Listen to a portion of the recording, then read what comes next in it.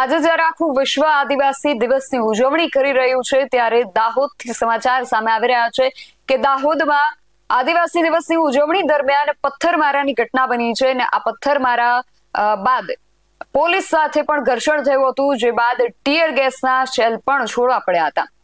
આરોપ આમ આદમી પાર્ટીના નેતાઓ પર લગાવવામાં આવી રહ્યો છે. આમ આદમી પાર્ટીના નેતાઓએ આરોપ મુજબ એવું શું કર્યું કે આદિવાસી દિવસની જે ઉજવણી થઈ રહી હતી એ પથ્થરમારા સુધી પહોંચી છે, તેના વિશે વિગતે વાત કરીએ આ અહેવાલમાં. જય હિન્દ DSI ન્યૂઝ પર આપની સાથે હું છું નિધિ ગઢવી. રવિવારના દિવસે જ્યારે આખું વિશ્વ આદિવાસી દિવસની ઉજવણી કરી રહ્યું છે ત્યારે આ બધા દરમિયાન દાહોદમાં ભારે બબાલના સમાચાર સામે આવી રહ્યા છે. ગોધરા રોડ પર આવેલા જે મુવાલિયા 4 રસ્તા છે ત્યાં આ ઘટના બની હોવાની વિગતો જે છે હાલ સામે આવી રહી છે. ડીજે સંગીત અંગે પોલીસ સાથે ચર્ચા ચાલી રહી હતી. એ દરમિયાન અમુક લોકોએ પથ્થરમારો શરૂ કર્યો હતો એવી વિગતો જે છે અત્યારે સામે આવી રહી છે. અને પથ્થરમારાની આ ઘટના બાદ પરિસ્થિતિને કાબુમાં લેવા માટે પોલીસે ટીયર ગેસના સેલ છોડવા પડ્યા હતા. આ ઘટના દરમિયાન અનેક વાહનોને ભારે નુકસાન પહોંચ્યું છે. ઘટનાને પગલે સુરક્ષા વધારી દેવામાં આવી છે.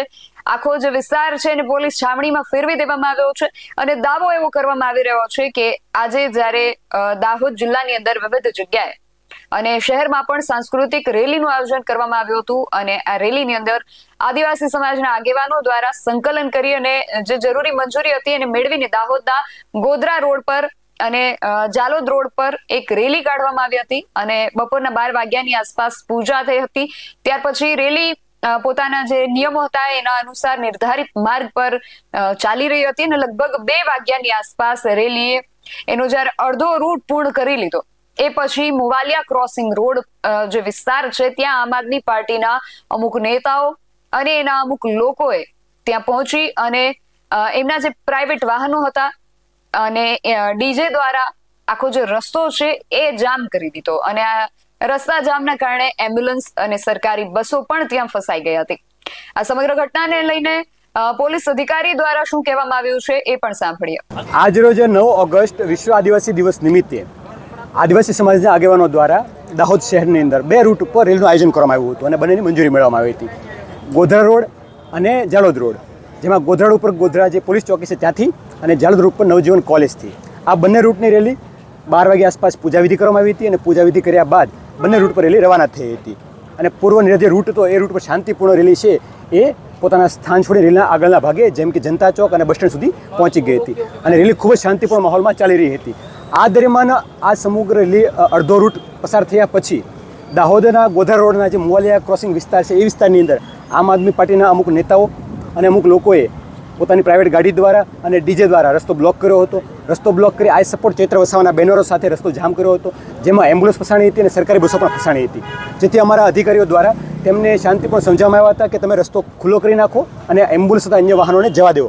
ત્યાં છતાં પણ લોકો નહીં સમજતા. અમને જાણ થઈ હતી, અમે અન્ય અમારી ટીમો છે એ સ્થળ પર પહોંચી હતી અને લોકોને વારંવાર સમજાવી કે સાંસ્કૃતિક રેલી છે એ રેલી છે ઓલરેડી અડધો પસાર થઈ ગયો છે, આપની કોઈ મંજૂરી પણ થતા પણ તમે જામ કરી રહ્યા છો, તો રસ્તો છે ખુલ્લો મૂકી દો અને એમ્બ્યુલન્સ તથા અન્ય વાહનો જવા આવવા માટે નહીં તમે એલાવ કરો. છતાં પણ લોકો સમજ્યા ન હતા અને એ પૈકીના અમુક આગેવાનો હતા એ આગેવાનો તે લોકોને ઉશ્કેરી અને હલ્લાબોલ કરવાનો પ્રયત્ન કરતો અને ધક્કામુક્કી કરી હતી, જેથી પોલીસે જરૂરી કાર્યવાહી કરી અને રસ્તો ખુલ્લો કરાવ્યો હતો અને રસ્તો સંપૂર્ણપણે ખુલ્લો થયેલો છે.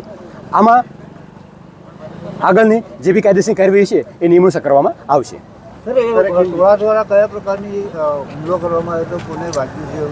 એ તમામ બાબતો છે એ જે પોલીસ દ્વારા તમામ ઘટનાનું વિડીયો રેકોર્ડિંગ કરવામાં આવેલું છે.